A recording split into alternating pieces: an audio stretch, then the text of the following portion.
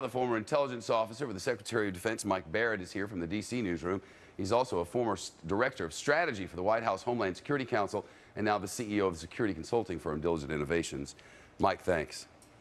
How you doing, Shep? I'm all right. You know, I'm not positive that people get that this is one religious sect against another religious sect all over again.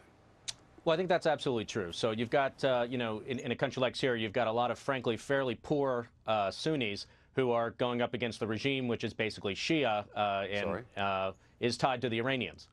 So I didn't mean to interrupt, but I thought the mic was down. I apologize.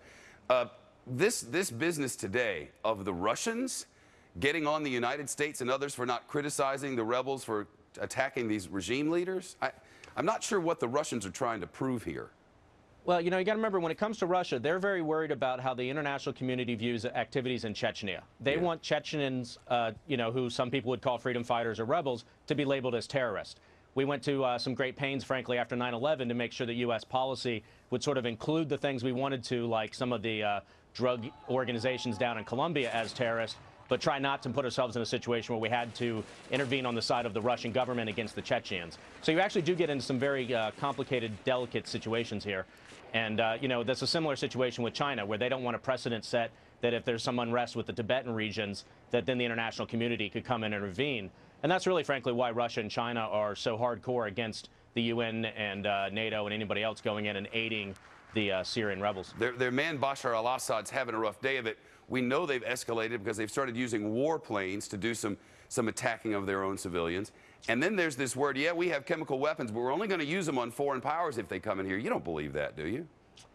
Well, actually, I mean, the thing about this is you got to remember, these guys, they're not playing a game. This is war. People are really dying. And the regimes know. Take a look at Gaddafi. Take a look at Saddam. Take a look at their Saddam Hussein. Take a look at their inner regimes. They know that if the regime goes down, they're going to die. Their families are going to be destitute, if not killed, and they're going to be driven out of the country.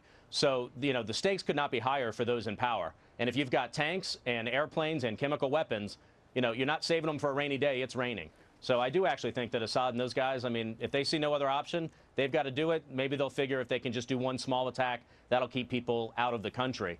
But either way, I mean, you got to take these kind of threats very seriously. Sure. And again, you've got to factor that in as you think about whether or not it's worth the U.S. getting involved here, vice everything else we've got going on in the world. For sure. And I don't know whether we trust the FSA, the Free Syrian Army, these rebels I don't know if we trust them when they say they've been moving these stockpiles of chemical weapons around. We know they have.